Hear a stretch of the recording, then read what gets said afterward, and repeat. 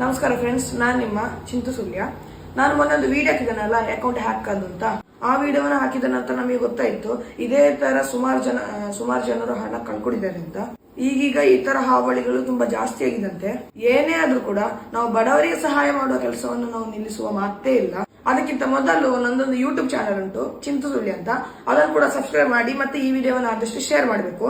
ಆದಷ್ಟು ನನ್ನ ವಿಡಿಯೋವನ್ನು ಯೂಟ್ಯೂಬ್ ಅಲ್ಲೇ ನೋಡಿ ಮತ್ತೆ ನನಗೆ ಸಪೋರ್ಟ್ ಮಾಡಿ. ನೀವೇನಾದ್ರೂ ನನ್ನ ವಿಡಿಯೋವನ್ನು ಆದಷ್ಟು ಯೂಟ್ಯೂಬ್ ಅಲ್ಲಿ ನೋಡಿ ನನಗೆ ಯೂಟ್ಯೂಬ್ ಇಂದ ಇನ್ಕಮ್ ಬಂದ್ರೆ ನನಗೆ ನನ್ನ ಮುಂದಿನ ವಿದ್ಯಾಭ್ಯಾಸಕ್ಕೆ ನೀವು ನನಗೆ ಸಹಾಯ ಮಾಡಿದಾಗ ಆಗ್ತದೆ. ಅದಕ್ಕೋಸ್ಕರನೇ ನೀವು ನನ್ನ ವಿಡಿಯೋವನ್ನು ಆದಷ್ಟು ಯೂಟ್ಯೂಬ್ ಅಲ್ಲಿ ನೋಡಿ ನನಗೆ ಸಪೋರ್ಟ್ ಮಾಡಿ.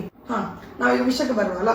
ಕಳೆದ ವರ್ಷ ನಾನು 13 ಬಡ ಮಕ್ಕಳಿಗೆ ನಾನು ಸಹಾಯ ಮಾಡಿದ್ದೇನೆ. ಅಂದ್ರೆ ಪುಸ್ತಕ, ಬ್ಯಾಗ್ ಮತ್ತೆ ಚಪ್ಪಲಿ, ಕೊಡೆ ಎಲ್ಲ ನಾನು ತೆಗೆದುಕೊಟ್ಟಿದ್ದೇನೆ. ಅಂದ್ರೆ ಸ್ಕೂಲಿಗೆ ಸಂಬಂಧಪಟ್ಟ ವಸ್ತುಗಳನ್ನು ತೆಗೆದುಕೊಟ್ಟಿದ್ದೇನೆ. ಅದೇ ತರ ನಾನು ಈ ವರ್ಷ ಒಂದು 20-25 ಮಕ್ಕಳಿಗಾದರೂ ನಾನು ಸಹಾಯ ಮಾಡ್ಬೇಕು ಅಂತ ನನ್ನ ಆಸೆ. 20-25 ಅಂತ ನನ್ನ ಟಾರ್ಗೆಟ್ ಅಲ್ಲ. ಅಂದ್ರೆ ಕಳೆದ ವರ್ಷದಿಂದ ನಾನು ಈ ವರ್ಷ ಸ್ವಲ್ಪ ಜಾಸ್ತಿ ಮಕ್ಕಳಿಗೆ ನಾನು ಸಹಾಯ ಮಾಡಬೇಕು ಅಂತ ನನ್ನ ಆಸೆ. ಅದಕ್ಕೋಸ್ಕರನೇ ಇದೇ ಜನವರಿ 11ರಂದು ನಮ್ಮ ಸುಳ್ಯ ಜಾತ್ರೆ.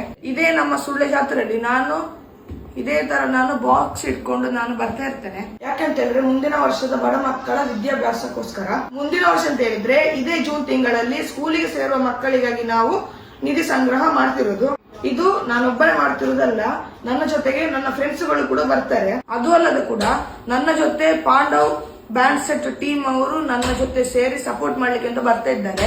ನನ್ನ ಬಾಕ್ಸ್ ಅಲ್ಲಿ ಈ ತರ ಬರೆದುಕೊಂಡಿರ್ತದೆ, ಚಿಂತು ಸುಳ್ಯ ವತಿಯಿಂದ ಬಡ ಮಕ್ಕಳ ವಿದ್ಯಾಭ್ಯಾಸಕ್ಕಾಗಿ ನಿಧಿ ಸಂಗ್ರಹ ಅಂತ ಬರೆದುಕೊಂಡಿರ್ತದೆ. ಆಯ್ತಾ, ದಯವಿಟ್ಟು ನನ್ನ ತಂಡದವರು ಬರುವಾಗ ನಿಮ್ಮ ಕೈಲಾದ ಸಹಾಯ ಮಾಡಿ ಮತ್ತೆ ಬಡ ಮಕ್ಕಳ ವಿದ್ಯಾಭ್ಯಾಸಕ್ಕೆ ಸಪೋರ್ಟ್ ಮಾಡಿ. Thank you.